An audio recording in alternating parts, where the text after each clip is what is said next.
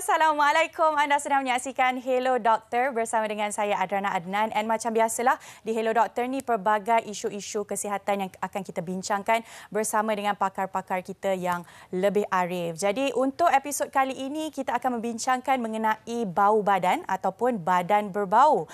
Dan mungkin ada antara di luar sana yang tak tahu bahawa masalah bau badan ni boleh dikategorikan sebagai masalah penyakit kronik dan sebagainya. Tapi kita akan bincangkan dengan lebih khusus, dengan lebih mendalam lagi dengan pakar kita pada hari ini. Dan macam biasa, kalau ada sebarang persoalan nak tanya, jangan segan, jangan risau. Boleh hubungi kami di talian 0377261603. Kalau segan nak call, tak apa, boleh tinggalkan komen di Facebook page kita, Hello Doktor TV3. Dan jangan lupa untuk like Facebook page kita, okey?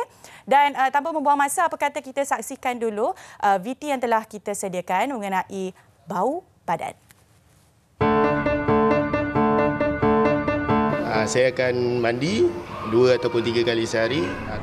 Untuk saya, rutin saya senang je. Saya akan pastikan badan saya kering sebelum saya pakai baju lepas mandi. For me, dalam sehari tu at least 3 kali mandi sehari. Saya senang je. Saya akan pakai deodorant. Baju kita kena basuh setiap hari, kena tukar supaya bau wangi sikit kan. Okay, bagi saya, bila badan seorang tu berbau, mungkin dia tidak memakai deodorant ataupun tidak mandi dalam sehari. Pada pendapat saya, faktor pengambilan makanan menyumbang kepada bau badan seseorang jugalah sebenarnya. Okey, bagi saya lah, kalau kita bekerja terlalu kuat pun kan, macam example kita buat kerja rumah ke and all that kan, berpeluh pun boleh buatkan badan kita berbau lah. Okay, pada pendapat saya, badan seseorang tu boleh bau mungkin sebab genetik lah. Mungkin sebab bau peluh ataupun diorang tu kuat peluh. Bagi saya, masalah obesiti pun boleh menyebabkan lah. Sebab ada lipatan-lipatan dia yang menyebabkan bau. Tips untuk hilangkan bau badan, kita kena kerap mandi lah. Lepas buat aktiviti sukan, kita mandi. Sebelum tidur, gosok gigi. Itu benda-benda basic yang kita harus jaga lah untuk badan kita ni. Kita pakai baju yang pakaian yang sesuai lah untuk pastikan kita punya badan tak berpeluh and badan baju tu serat peluh. Okey. Kalau lepas mandi tu saya akan lap badan saya kering-kering lah. Dan juga ada tips orang lama yang saya pakai, iaitu kalau boleh mandi dengan air limau. Baiklah, itulah dia topik yang akan kita bincangkan pada hari ini, masalah bau badan ataupun badan berbau. Dan saya tidak berseorangan, tentunya kita ada pakar yang lebih arif untuk membincangkan topik ini. Kita bersama dengan Prof. Madya Dr. Kuan Zhen Lee, pakar dermatologi UM Specialist Center. Hello, Doktor. Hello, selamat petang. Selamat petang. Sihat, Doktor? Sihat. Terima kasih kerana menjemput saya dekat rancangan ni. Jadi masalah badan berbau ini memanglah satu perkara yang lazim berlaku kepada ramai orang. Betul. Yang kita kena faham sebenarnya, bau badan ini adalah sesuatu yang normal dan khusus untuk setiap orang. Tapi yang menjadi masalah apabila benda tu jadi berlebihan ataupun bau dia terlalu kuat ataupun tak terkawal, ataupun untuk beberapa individu mungkin dia sensitif kepada bau-bau tertentu. Okey. Jadi untuk menerangkan perkara ni, kita ada 2 jenis kelenjar peluh di kulit kita. Salah satunya adalah kelenjar peluh yang biasa kita panggil eccrine. Yang tu memang macam peluh biasalah. Tapi yang satu lagi yang kurang kita fahami oleh orang ramai, adalah kelenjar apocrine. So kelenjar apocrine inilah yang kebanyakannya menghasilkan bau tu. Bagaimanakah benda tu terjadi? Kelenjar apocrine ni terdapat di bahagian-bahagian badan tertentu. Contohnya di ketiak ataupun di payudara ataupun di alat sulit. Oh, yang tertutup lah. Tempat-tempat tertentu. Yes. So bila benda tu dia akan merembeskan bahan-bahan tertentu yang lebih berminyak, lebih macam berwarna kuning. Jadi yang rembesan inilah bila dia bertindak dengan bakteria yang berada di permukaan kulit, bakteria ini akan menguraikan peluh, sebum dan juga sel macam keratin, iaitu protein daripada sel kulit tu. Okey, yang tindak balas bakteria ke atas rembesan bahan daripada kelenjar apocrine yang menyebabkan bau badan. Yes, okey. Maksudnya bau badan ni bukanlah hanya tertumpu kepada satu bahagian je. Macam selalu orang cakap, oh bau badan mesti datang dari ketiak. Jaranglah orang cakap pasal bahagian lain. Betul tak doktor? Jadi sebenarnya itu tidak benar tapi di pelbagai bahagian di badan kita. Ya, sememangnya lazimnya kita bau tu lebih tertumpu kepada tempat-tempat yang ada kelenjar apocrine ni. Contohnya di ketiak. So yang tu memang kita dah biasa kan. Oh bau tu daripada ketiak. Tapi kita pun boleh mendapat bau-bau daripada tempat lain. Contohnya alat sulit ke ataupun yang banyak kita mendapati masalah adalah di kaki. Okey, tapi yang kaki ni bukan disebabkan oleh kelenjar apocrine. Kerana kelenjar tu bukannya terdapat di tempat tu. Tetapi kaki tu mungkin disebabkan bakteria, peluh. Jadi dia banyak faktor juga. Okey, maksudnya mungkin sebab terlalu lama pakai kasut mungkin? Ya, lepas tu bau hapak jadi. Yelah, dan kasut pula kita pakai berkali-kali kan. Mungkin kita tak cuci bahagian dalamnya dan mungkin menyebabkan bau tu keluar. Dan mungkin doktor boleh kongsikan juga dari segi, yelah bila orang cakap pasal bau badan, tapi apa pula solusinya kan? Bagaimana mungkin penggunaan dan pemilihan sabun yang mungkin kita boleh cuba cari? Sebenarnya dia ada banyak cara-cara yang senang, yang bukannya susah lah kita nak menangani perkara ni ataupun nak elakkan bau badan yang berlebihan. So contohnya pilihlah sabun yang jenis antibakteria ataupun antiseptik. So bila pergi dekat kedai ke farmasi, pilih label dekat botol tu, yes, dia kata antibakteria ke antiseptik tu yang kita kena carilah yang bersesuaian. Faham. Dan selalunya biasanya orang akan pilih sabun yang ada wangi-wangian supaya mungkin nak cover bau tersebut. Tapi sebenarnya antibakterial tu lebih sesuai. Kerana macam mana bau badan terjadi adalah sebab tindak balas bakteria tu. Jadi kita kena menangani masalah bakteria. Tapi selain itu, pewangi juga penting. Pewangi adalah perkara yang boleh memainkan peranan untuk menutup ataupun macam camouflage lah bau badan tu. Jadi ya, memang dua-dua tu boleh memainkan peranan untuk menangani masalah bau badan. Okey. Dan doktor, kita sebenarnya ada soalan dari penonton kita yang menonton di Facebook juga. Dari Saziatul Side, dia tanya mengapakah kanak-kanak yang belum remaja iaitu seawal 7 tahun juga mempunyai bau badan seperti orang dewasa. Apakah faktor sedemikian dan apakah faktor makanan atau berat badan yang sentiasa berpeluh menyebabkan terjadi sedemikian? So biasanya untuk kanak-kanak ada beberapa faktor tertentu. Tapi doktor, sabar dulu. Kita tak nak jawab sekarang. Kita nak tunggu dulu soalan tu. Kita akan jawab selepas commercial break ini. Jadi kembali selepas ini, jangan ke mana-mana. Okay, kita bincang dulu.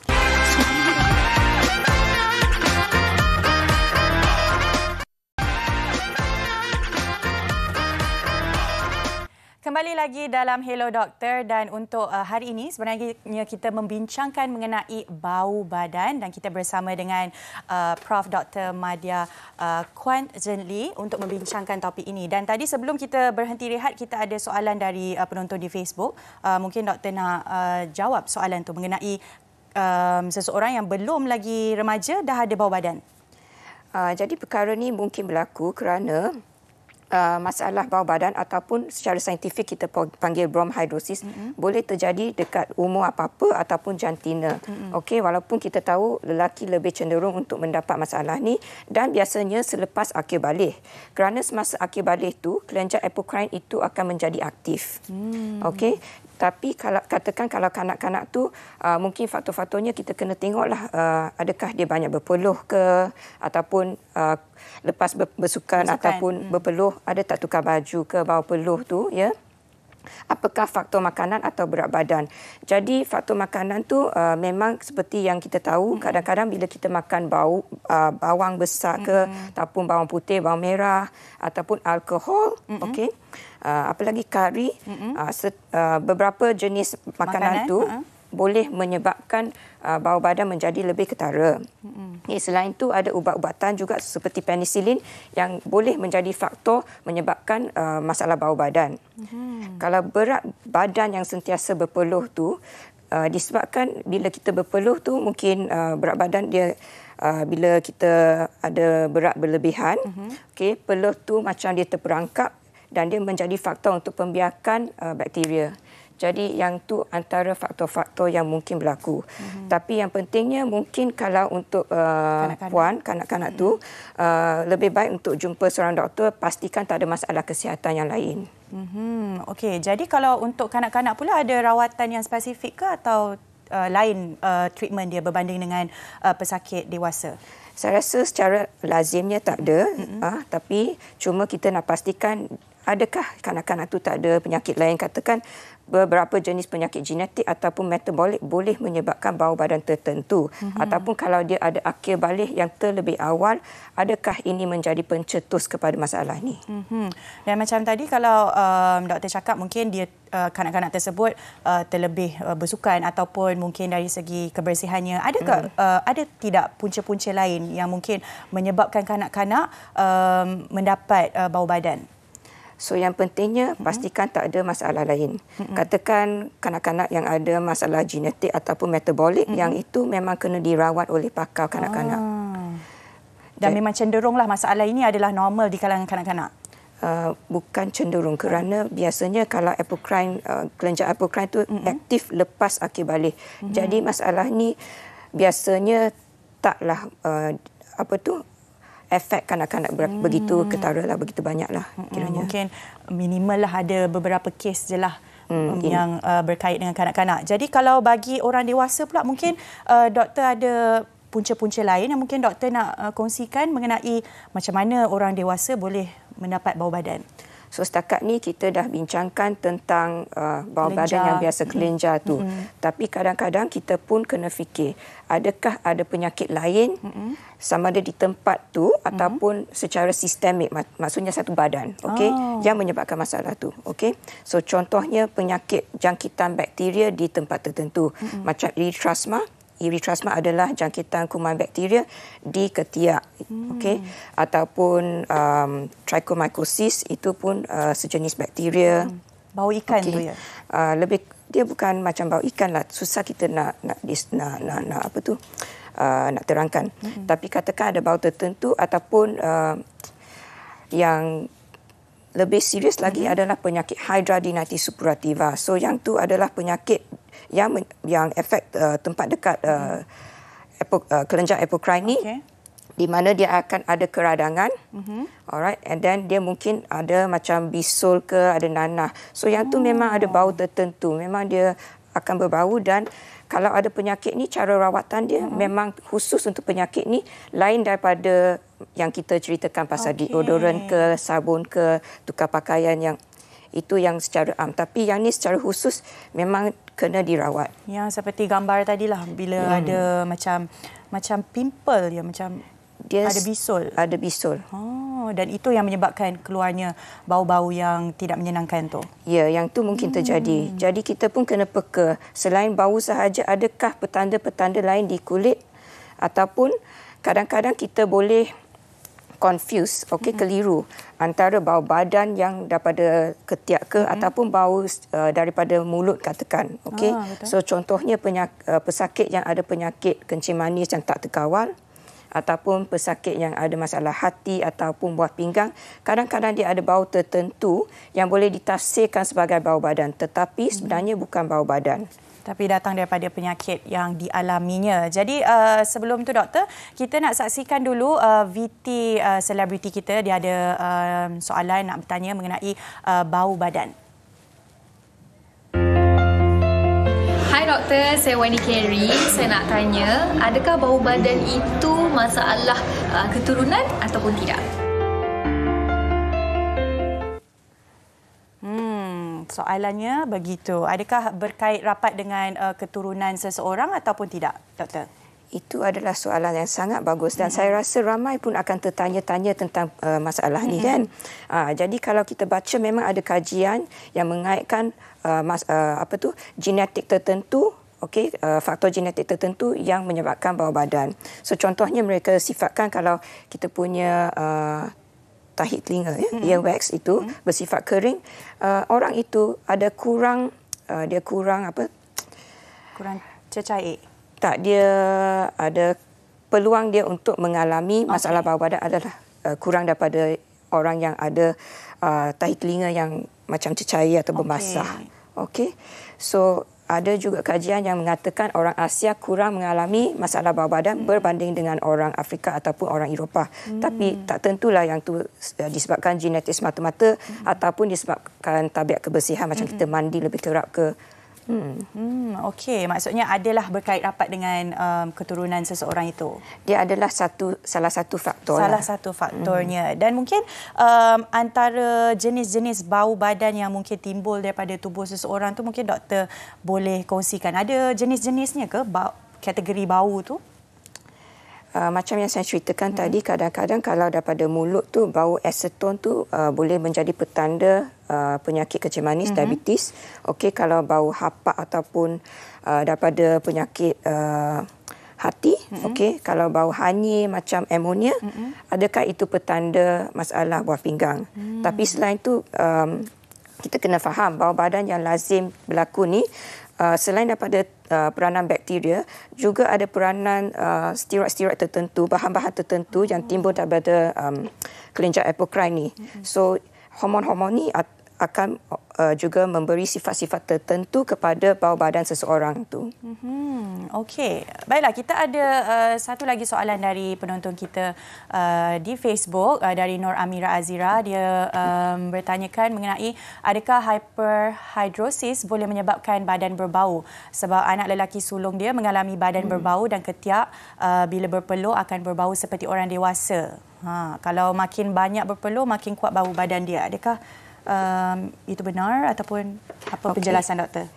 Jadi sebenarnya hyperhidrosis ni saya kena terangkan untuk penonton lain lah, sebab mungkin ini dia terms perubatan. Jadi hyperhidrosis adalah berpeluh berlebihan. Dan biasanya masalah ni disebabkan oleh kelenjar endocrine dan bukannya apocrine. Ingat tak tadi kita ada sifatkan dua jenis kelenjar tu yang berbeza kan? Jadi yang ni, apa yang terjadi bila kita berpeluh dengan banyak tu, bakteria tu membiak dengan lebih senang dan lebih senang untuk bertindak di atas yang kita ceritakan tadilah sebum, peluh dengan keratin. Jadi memang lebih cenderung mendapatkan bau tu. Walau bagaimanapun ada pendapat lain yang mengatakan kalau kita ada hyperhidrosis, mungkin dia akan flush macam cuci. Okey, lebih banyak berpeluh dia cuci. Tapi saya rasa saya lebih percaya kepada pandangan yang pertama tu, iaitu kalau kita berpeluh berlebihan, kita akan ada lebih banyak bakteria, sebab tu kita lebih cenderung untuk dapat bau. Tapi saya pernahlah mengenali seseorang yang peluh dia banyak tapi bau badan tak ada langsung. Kadang-kadang saya jadi pelik. Mungkin itu antara kes-kes yang unik lah mungkin doktor. Kerana kelenjar tu dua-dua tu lain. Okey. Okey, dan di foto yang kita ada sharekan di Kaca TV sekarang, apa masalahnya ni doktor? Okey, yang ni adalah penyakit pitted keratolysis. So yang macam kita ceritakan tadi, ada penyakit-penyakit lain yang boleh menyebabkan bau yang kurang sedap. So yang ni bila kita jumpa pesakit yang macam ni, bila dibuka kasut kita nampak ni memang bau dia sangat kuat. So yang ni adalah petanda penyakit bakteria yang menyerang kaki, tapak kaki, yang dia perlu dirawat dengan antibiotik sama ada topikal ataupun secara ubat makan. Okey, dia maksudnya bahagian kulit kaki dia kering ke macam mana doktor? Dia akan nampak basah, dia akan nampak lembap, lepas tu bila buka tu nampak dot macam tu. Titik-titik tu. Okey, dan adakah ini suatu yang selalu terjadi ataupun kebiasaan? Bukan sangat biasa, tapi kita pernah tengok pasien yang macam ni lah. Okey, dan puncanya sebab apa doktor? Yang ni adalah kerana jangkitan bakteria di kulit tapak kaki tu. Mungkin dari segi kasut ke, ada kena-mengena? Saya rasa kalau kita pakai kasut yang macam sintetik, okey, dia tak banyak menyerap peluh, dia tertutup, kita akan ada lebih cenderung untuk mendapatkan peluh berlebihan, masalah bakteria juga masalah kulat. Okey. Dan kalau dari segi untuk penyakit bau dari kaki ni kan, adakah ia disebabkan juga dari mungkin ada penyakit dalaman ataupun tidak? Saya rasa kurang. Kuranglah. Peranan dia kurang. Okey, kebanyakannya yang kalau di bahagian-bahagian lain sahajalah yang ada mungkin penyakit dalaman yang kita tak tahu. Yang tu lebih kepada bau daripada mulut ataupun bau daripada tempat lain. Bukannya bau tapak kaki dan kurang peranan untuk bau ketiak. Okey. Banyak lagi sebenarnya soalan yang saya nak tanyakan kepada doktor selepas ini, tapi jangan ke mana-mana, kita nak berhenti rehat seketika. Kalau ada sebarang persoalan, pertanyaan, boleh sahaja tinggalkan di Facebook page kita Hello Doktor TV3. Kita berhenti sebentar, kembali selepas ini.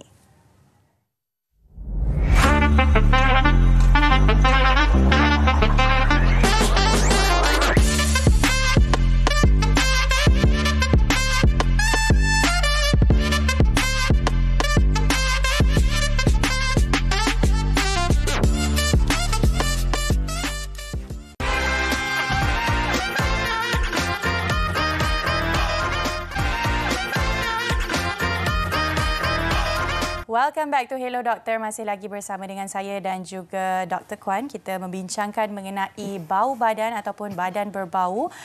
Dan doktor, seterusnya saya nak tanya, antara yang saya bacalah kan, bila orang cakap pasal bau badan ni dikaitkan dengan kebersihan seseorang itu. Tapi mungkin ada yang tak tahu dia sebenarnya berkait rapat juga dengan kesihatan dalaman seseorang itu. Jadi mungkin pandangan doktor betul tak?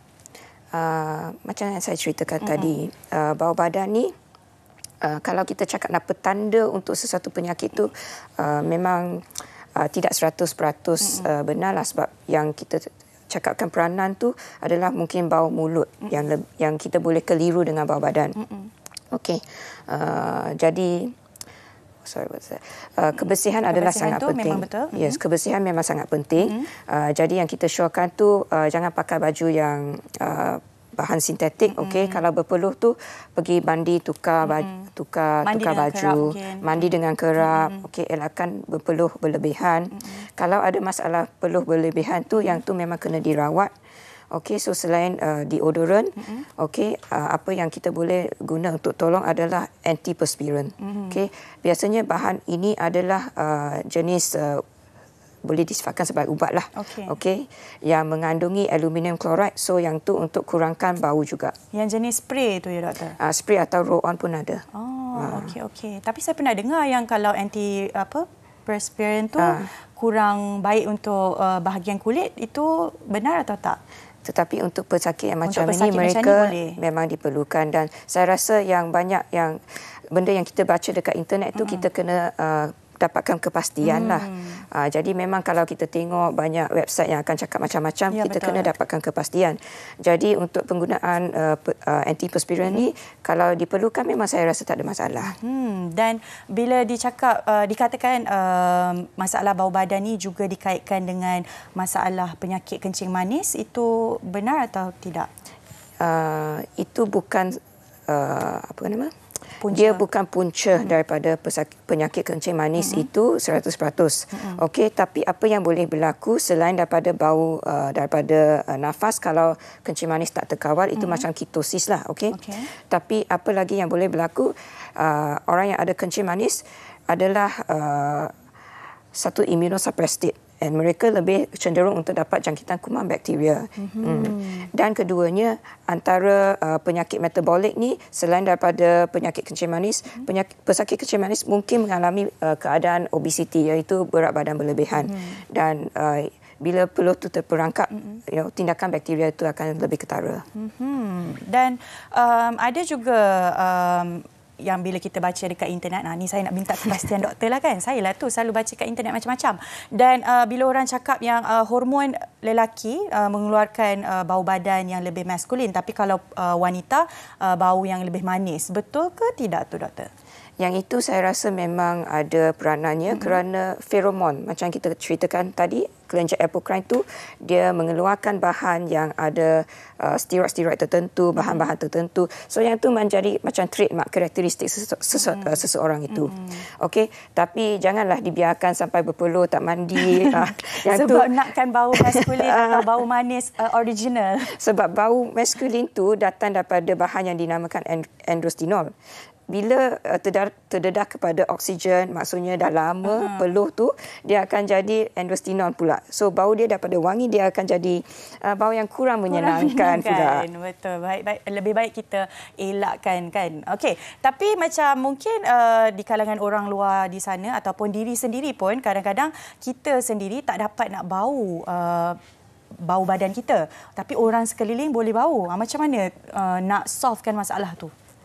Yang itu memang satu perkara yang susah lah sebab itu masalah deria hidung individu atau macam mana? Saya rasa deria hidung individu tu lebih sensitif ke, kadang-kadang dia tak ngam dengan bau tertentu ke, tapi kita kena diplomatik lah untuk.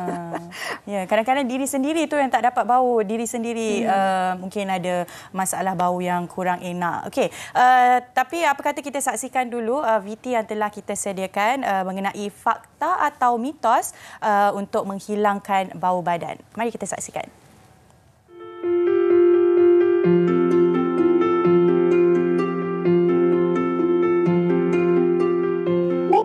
Makan bawang menyebabkan badan berbau.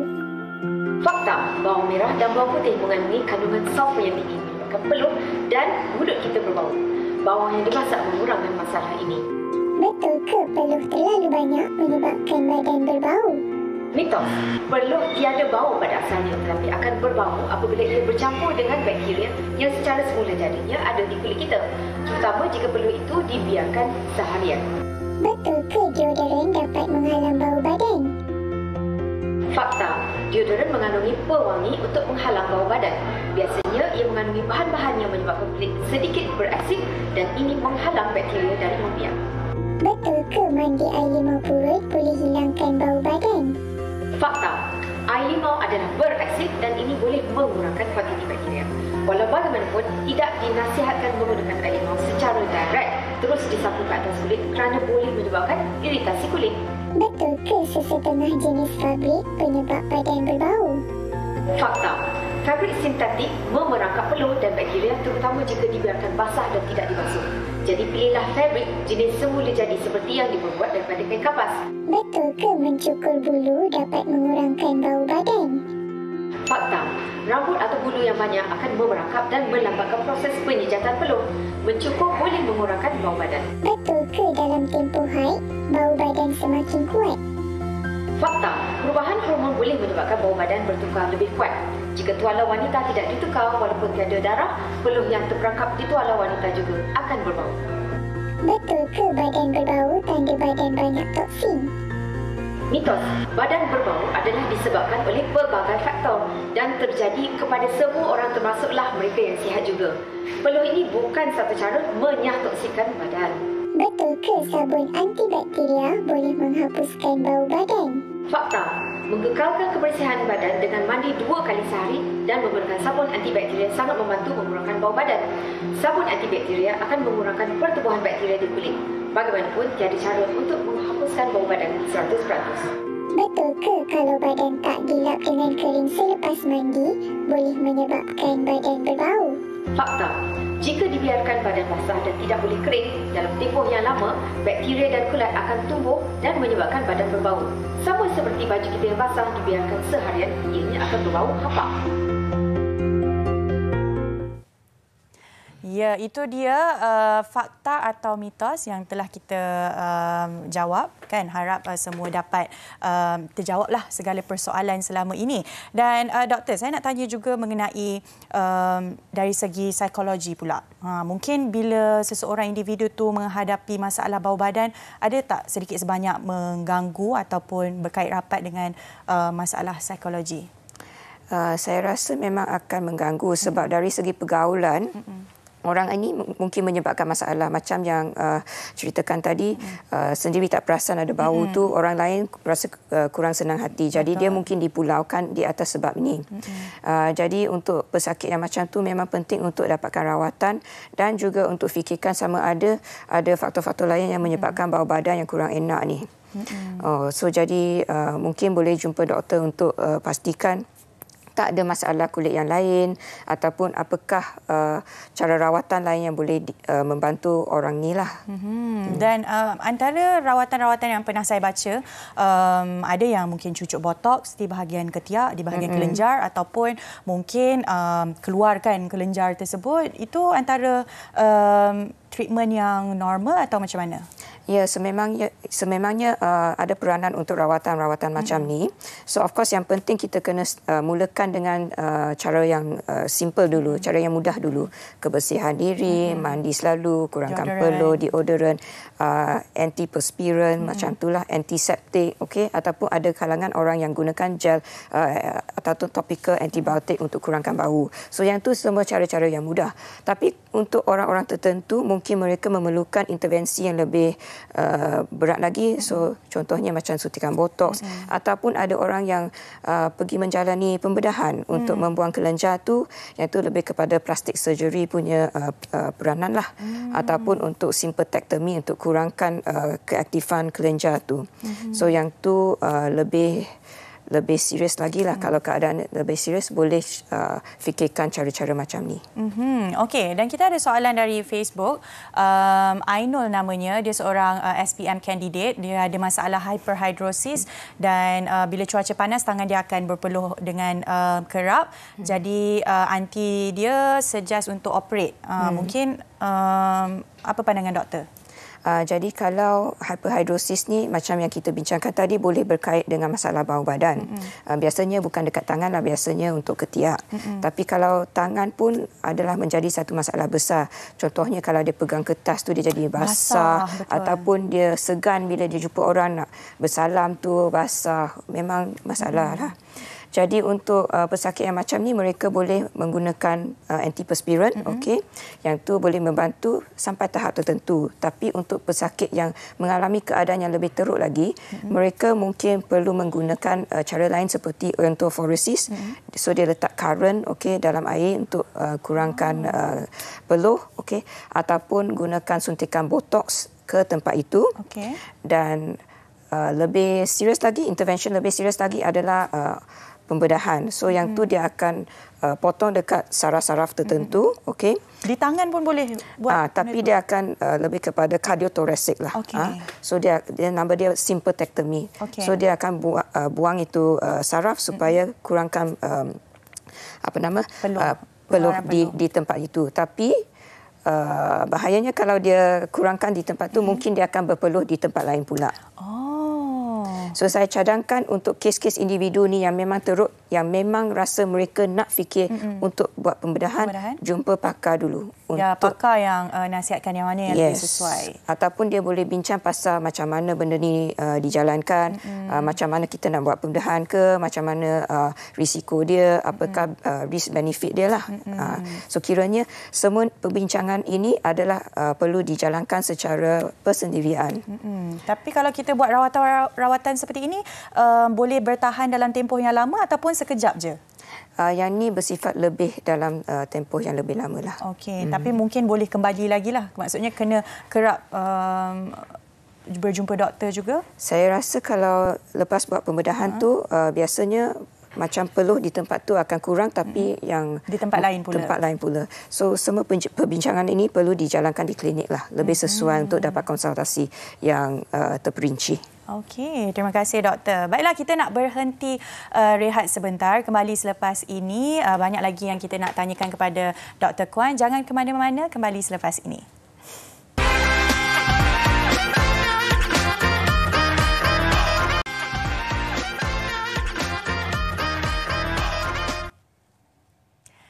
Kembali lagi dalam Hello Doktor. Baiklah, kita sebenarnya ada segmen terbaru di Hello Doktor dan segmen ini dipanggil Diary Doktor. Dan kita nak tahulah macam mana rutin seorang doktor sehariannya bagaimana. Dan kali ini kita akan bersama dengan seorang pakar kanak-kanak. Jadi mari kita bersama dengan beliau.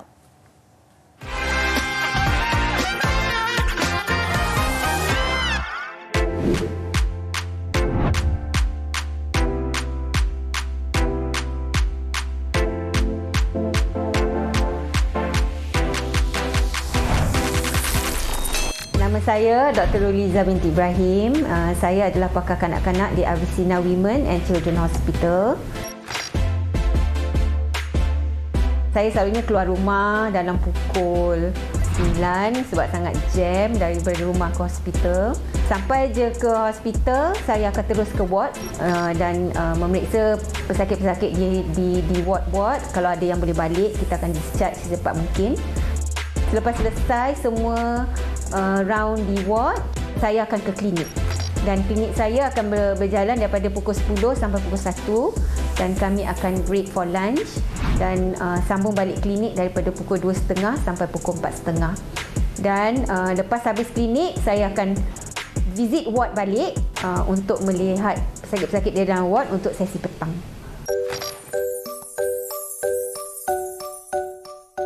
Saya pilih pediatrik sebab saya suka baby dan saya rasa diorang ni wangi, jadi saya suka. Daripada masa saya houseman tu, saya dah memang set my mind dah, ya. Sebab saya suka pergi pediatric ward masa tu. Dan saya kebetulan masa saya houseman, saya ditugaskan masuk ke departmen pediatrik, walaupun sebenarnya selalunya houseman tak pergi pediatrik. Tapi masa saya buat houseman tu, saya dihantar ke pediatrik. Jadi masa tu saya memang in charge of babies, ya. Jadi dari situ timbulnya minat saya terhadap nak jadi pediatrician ni.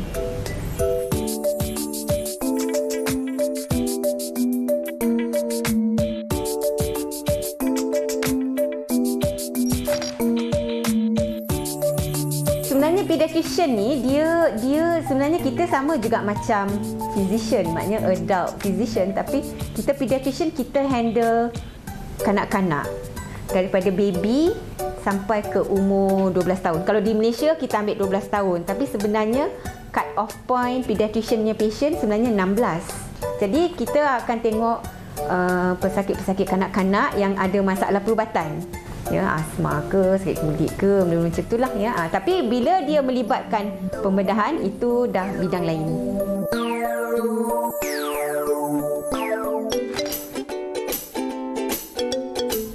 Nak jadi doktor ni dia kena ada minat. Dia tak boleh ayah suruh jadi doktor, you jadi doktor, tak boleh. Sebab bila kita nak jadi doktor, kita kena ada passion. Tak kisahlah doktor mana pun. Of course, kalau kita nak jadi pediatrician, kita kena ada passion terhadap kanak-kanak. Jadi kita kena tahan dan sabar dengan kerana kanak-kanak kadang nangis, tak nak makan ubat, mengamuk. Jadi secara ringkasnya maknanya kita kena ada passion terhadap apa yang kita nak. Ya, jadi tak boleh. Kita sebagai ibu bapa jangan paksa. Bukan saya selalu ramai orang yang saya nak anak saya jadi doktor, tapi mungkin anak kita tak minat, ya. Sebab nak jadi doktor ni dia kena ada, kita punya attitude tu kena betul. Baru kita boleh jadi seorang doktor yang baik.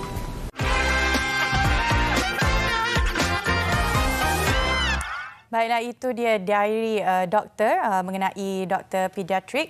Dan tadi dia ada kongsikan yang sebenarnya dia nak jadi seorang doktor pakar kanak-kanak ni disebabkan dia suka sangat bau bayi kan. Lain pula dengan topik yang kita bincangkan, kita kurang senanglah dengan bau badan, betul tak? Okey, dan mungkin mungkin bagi pandangan doktor dari segi rawatan lain yang selain yang kita dah sebutkan tadi, mungkin botox, buangkan kelenjar ataupun cara-cara untuk kita elakkan daripada bau badan ni berlarutan dan memberi kesan yang lebih buruk.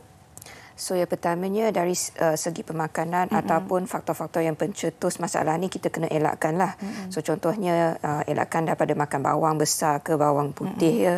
Okey. Tapi susahlah kita kat Malaysia ni kan nak elak. Yang saya baca tu kari, tapi macam mana kita nak elak kari? Susahlah kita nak makan kan. Tapi cuba nak kurangkan daripada kalau kita rasa itu masalahnya. Lagi satu tu kebersihan adalah sangat penting. Amalkan selalu mandi, kerap mandi. Keringkan selepas mandi. Kalau berpeluh tu tukar baju, basuh baju tu. Cara yang sangat mudah yang tu ya. Selain tu gunakan antiperspiran, gunakan deodorant, gunakan minyak wangi untuk mewangikan diri sendiri. Okey. Dan Yang lebih serius lagi, kalau yang serius baru kita nak pertimbangkan untuk pergi pembedahan ataupun prosedur-prosedur seperti botox lah. Okey, dan dari segi pemakanan macam sayur-sayuran, buah-buahan tu ada kait rapat tak? Saya pernah lah tengok satu video ni, seorang lelaki ni dia makan sayur dan buah-buahan je selama hidup dia dan dia kata bau mulut tak ada, bau badan tak ada. Saya rasa susah kita nak tafsirkan sebab video kita dia tak nampak dia. Dia je kot yang tak bau, orang lain mungkin bau. Tapi memang untuk amalkan cara gaya hidup yang sihat, makan dengan sihat, elakkan benda-benda yang boleh menyebabkan masalah ni. Itulah caranya. Dan dari segi macam orang yang kuat merokok ataupun terdedah ataupun kerap minum alkohol, macam mana pula? Oh, yang tu memang kena kurangkan. Itu memang kena kurangkan. Itu punca utama jugalah. Yang tu punca untuk juga. bau badan ini lebih drastik. Dan sebenarnya kita ada soalan dari Facebook, Dina Syamimi yang katanya sebelum ni badan dia tak berbau tapi sekarang tiba-tiba berbau. Tapi rutinnya sama sahaja. Jadi apa sebenarnya masalah ni? Jadi untuk Puan Dina, kita tak tahu umur dia, puan kecil. Okey. Kalau sebelum akil balik memang kelenjar apocrine kurang aktif.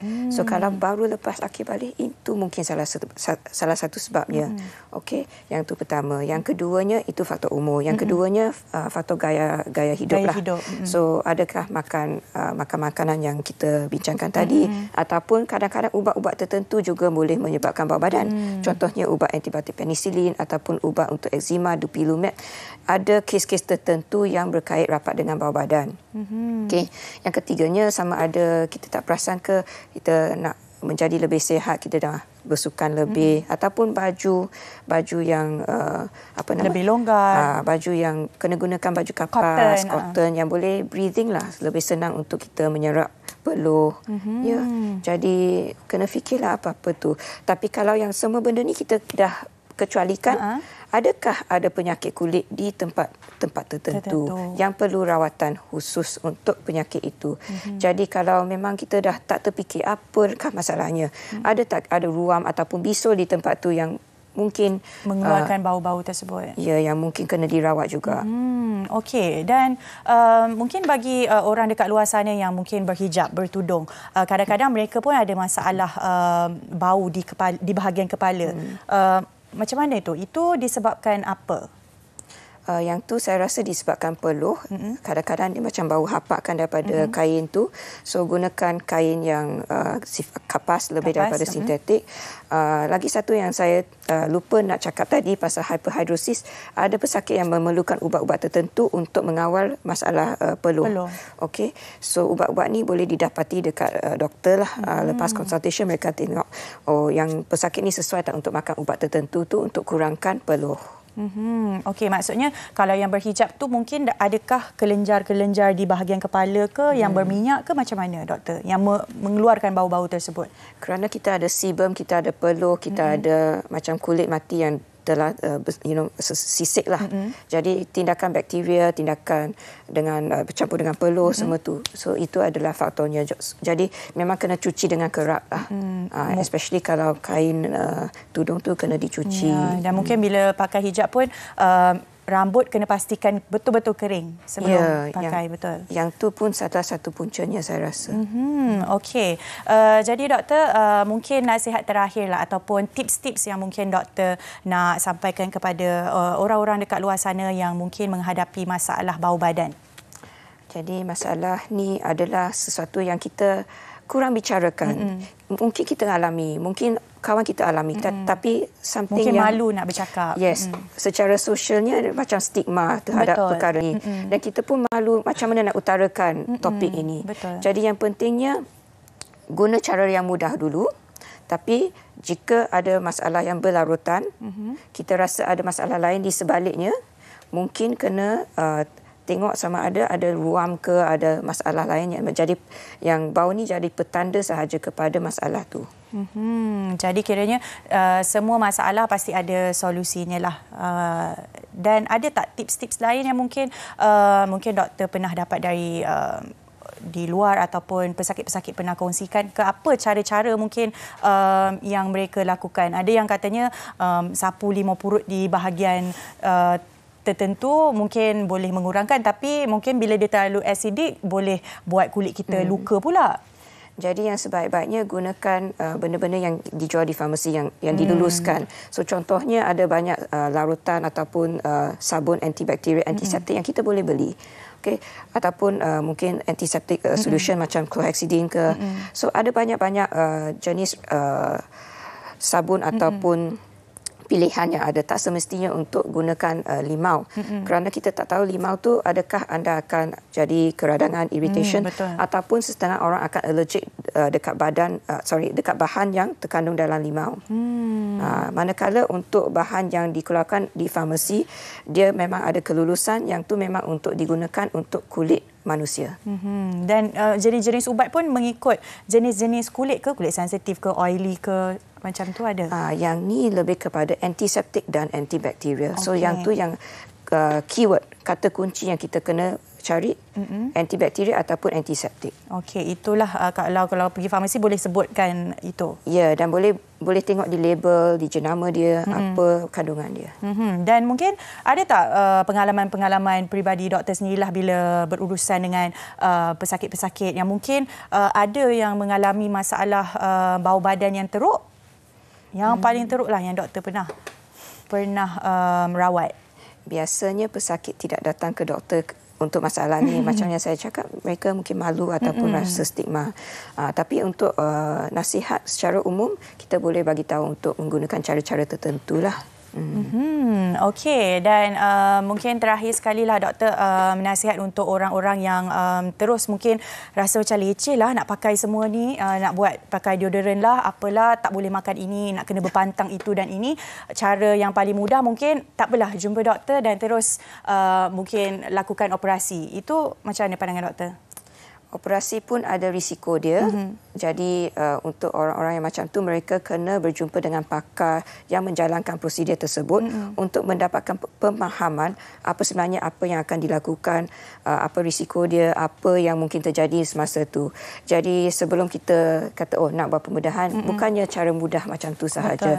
Kerana setiap pembedahan ada risiko tertentu, ada benefit tertentu. Maksudnya ada manfaat untuk rawat, tapi kita kena faham macam mana yang benda tu dilakukan.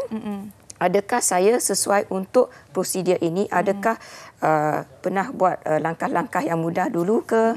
Jadi semua terpulang kepada individu. Sebab saya pernah lihat ada iklan lah di klinik-klinik estetik yang menawarkan cucuk botox di bahagian ketiak untuk kurangkan peluh. Jadi kalau macam tu patut dilakukan ataupun macam mana? Yang tu memang boleh dilakukan. Yang tu botox adalah satu cara rawatan yang selamat. Okey, risiko dia rendah dan memang efektif untuk kurangkan peluh. Jadi untuk orang-orang yang menjalankan prosedur ini memang boleh. Cuma kena faham memang suntikan mungkin ada rasa sakit sikit, pedih sikit lah. Dan mungkin tak tahan lama sangat. Pun akan tahan untuk beberapa bulan. Jadi ini adalah cara yang agak efektif juga. Tapi mesti fikirkan sama ada saya sesuai nak jalankan prosedur ni. Saya bersedia tak untuk membuatnya dan ada duit tak? Ada duit ke tidak? Baiklah.